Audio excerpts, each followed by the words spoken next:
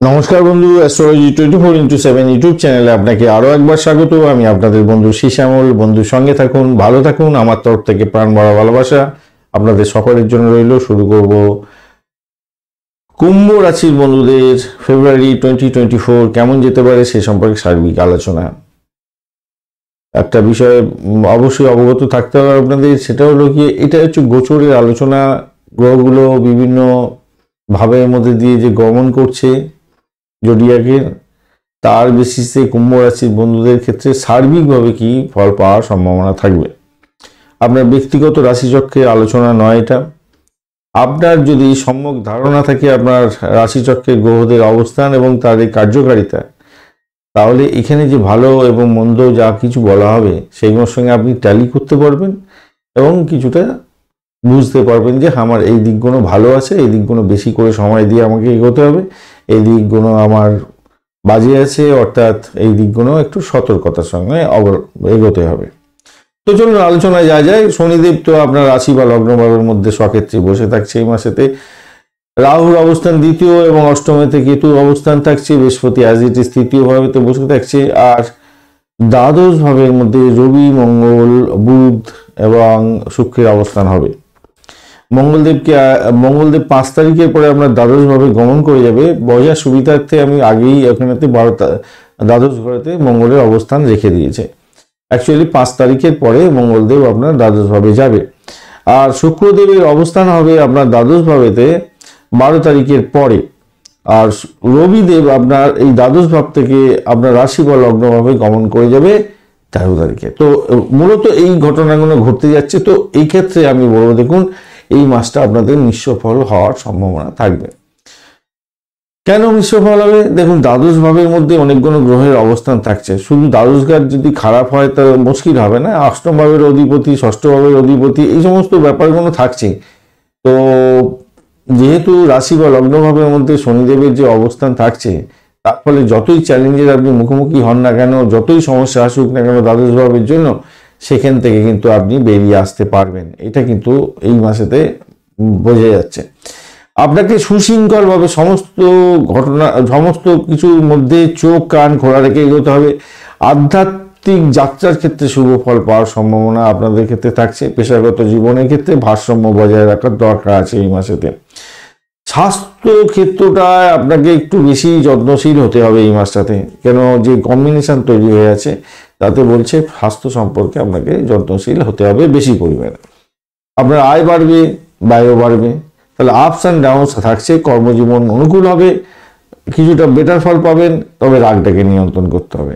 এই হচ্ছে গিয়ে সার্বিকভাবে ছোট করে একটা জিস্ট। তবে আলোচনা তো করবো আমরা কর্মজীবন নিয়ে ম্যাক্সিমাম, কেন কর্মজীবনের উপরে সমস্ত কিছু আমাদের জীবনযাত্রা নির্ভর করে থাকে।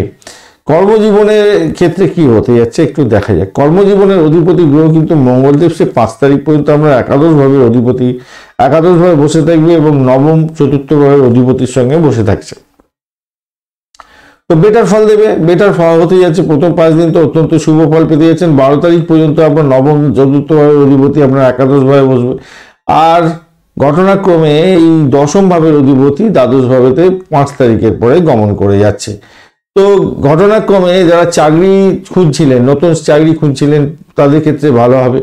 বিদেশে চাকরি বাকরির চেষ্টা করছিলেন, তাদের ক্ষেত্রে ভালো হবে।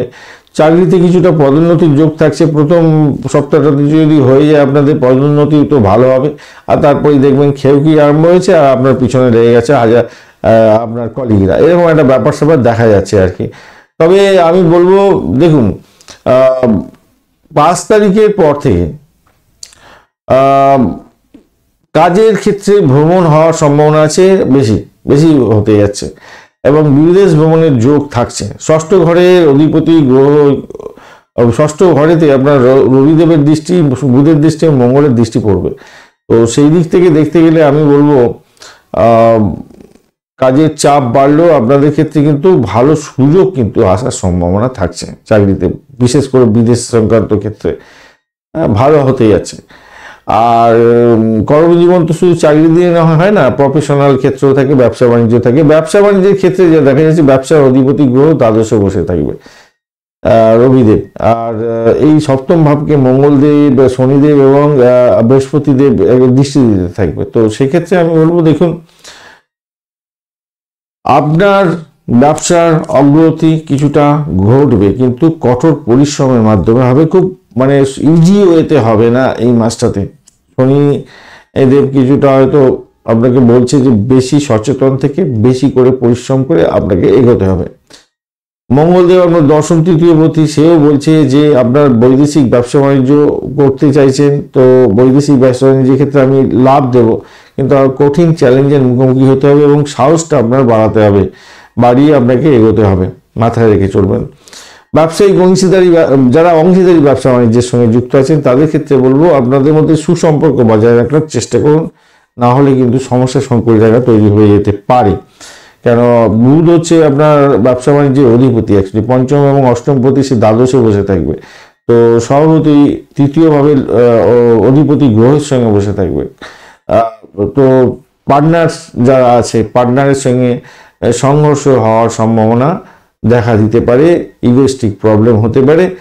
লাভ যেটা তো যোগ আছে ব্যবসাতে, যে লাভের যোগ আছে, কেন লাভের জায়গাটা তৈরি হয়ে আছে, সেই লাভের কেন তৃতীয় ভাব থেকে বৃহস্পতিদেব তার নিজের ঘরকে দেখতে থাকবে, লাভের জায়গাটা যেমন তৈরি হয়ে আছে তেমনি ওই পার্টনারদের মধ্যে খেয়েখির ব্যাপার হয়ে যেতে পারে।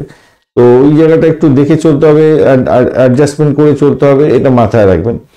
তো অর্থ জায়গাটা আপনাদের যদি দেখতে হয় তাহলে বলবো, দেখুন রাহু তো বসে থাকছে আপনার রাশি বা লগ্নের মধ্যে, দ্বিতীয় ভাবের মধ্যে। এই রাহু কি করে ফ্ল্যাকচুয়েশন দেয়, মানে আপস অ্যান্ড ডাউন এরকম দিয়ে দেয়। এখন ঘটনা হচ্ছে বৃহস্পতির ক্ষেত্রে বসে আছে, বৃহস্পতি কিন্তু ভালো জায়গায়, মানে তৃতীয় জায়গায় বসে থাকছে, একাদশ ভাবকে দেখছে, নবম এবং সপ্তম ভাবটাকে দেখতে থাকছে। তো মঙ্গল মঙ্গল একাদশ ভাবে 5 দিন বসছে, তা ভালো। শুক্রদেব 12 তারিখ পর্যন্ত একাদশ ভাবে থাকছে, সেই জায়গাটা ভালো। তো আর্থিক অবস্থা বৃদ্ধি পাবে এই সময়কালের মধ্যে, আয় বাড়বে, বৃহস্পতির জন্য একটু ভালোর দিকে যাবে, নতুন নতুন যোগাযোগ সৃষ্টি হবে। সেই ক্ষেত্রে আমি বলবো প্রথম দিকটা, মাসের প্রথম দিকটা আর্থিক দিক থেকে অত্যন্ত শুভ ফল পাবেন বলে আশা করছি। ব্যবসাতে প্রচুর অর্থ উপার্জন হবে, আর চাকরির ক্ষেত্রে তো বলেইছি, চাকরি বাকরি পাওয়ার ক্ষেত্রে একটু আর্থিকভাবে গেনার হয়ে যাবেন আশা করছে। তবে একটা জিনিস মাথায় রাখবেন, রাহু এবং কেতুর যে এই অবস্থান দ্বিতীয় এবং অষ্টমে, আপনাদের কিন্তু খরচাটা হতেই থাকবে। দেখবেন আয় হলো ভালো, কিন্তু দেখবেন যে খরচ হয়ে যাচ্ছে, কিছুতেই আর আপনি কন্ট্রোল করে উঠতে পারবেন না। তবে একটা জিনিস মাথায় রাখবেন, যারা শেয়ার মার্কেট সংক্রান্ত কাজকর্মের সঙ্গে যুক্ত আছেন তাদের ক্ষেত্রে কিন্তু অধিকতর লাভ ওঠানোর সুযোগ এই মাসটায় থাকবে কুম্ভ রাশির বন্ধুদের ক্ষেত্রে। চলুন দেখা যাক শরীর স্বাস্থ্য কেমন যেতে পারে। শরীর স্বাস্থ্যের জায়গাতে তো মঙ্গলদেব আর রাহুদেবের একটা দৃষ্টি পড়ছে, এছাড়াও বুধ, রবি, শুক্র সবাই আপনার ষষ্ঠ ভাবটাকে দেখতে থাকবে, এবং অষ্টমের অধিপতি গ্রহ হচ্ছে আপনার গিয়ে বুধদেব দ্বাদশ ভাবে বসে থাকবে। তো স্বভাবতই আপনাদের কিন্তু একটু সচেতন হতে হবে। কেতু আপনার অষ্টম ভাবে বসে থাকছে, উত্থান পতন দেখা দেওয়ার সম্ভাবনা থাকবে বন্ধু, তাই স্বাস্থ্য সচেতনতা ভীষণভাবে দরকার আছে। স্বাস্থ্য একদিকে যেমন কেতুদেব স্বাস্থ্য ভালো করে দেয়, আবার গুপ্ত রোগ দিয়ে দেবে, এই জায়গাটা একটু সমস্যা সংকুল থাকবে। আর অষ্টম ঘরে তো কেতু, তাই মলদারিতে আপনাদের কোনো সমস্যা হতে পারে, যাদের ফিশ পাইলস আছে, ফিস্টুলা আছে, বা ইউরিনাল ট্র্যাকে কোনো ইনফেকশন আছে, তাদের ক্ষেত্রে বেশি পরিমাণে ভুগিয়ে দিতে পারে। আর মঙ্গলের কারণে আপনার কি হতে পারে, দ্বাদশ ভাবে যখন প্রবেশ করে যাচ্ছে, সেই ক্ষেত্রে ষষ্ঠ ভাবেতে দ্বাদশ ভাব থেকে দৃষ্টি দেবে, এইরকম একটা পরিস্থিতিতে না আপনাদের চোখে জ্বালা, চোখে গন্ডগোল, রাহু দ্বিতীয় আছে, সেখান থেকে আপনার দশম ভাব আপনার হচ্ছে অষ্টম ভাব, এবং আপনার ষষ্ঠ ভাব ও তৃতীয় ভাবকে দেখছে।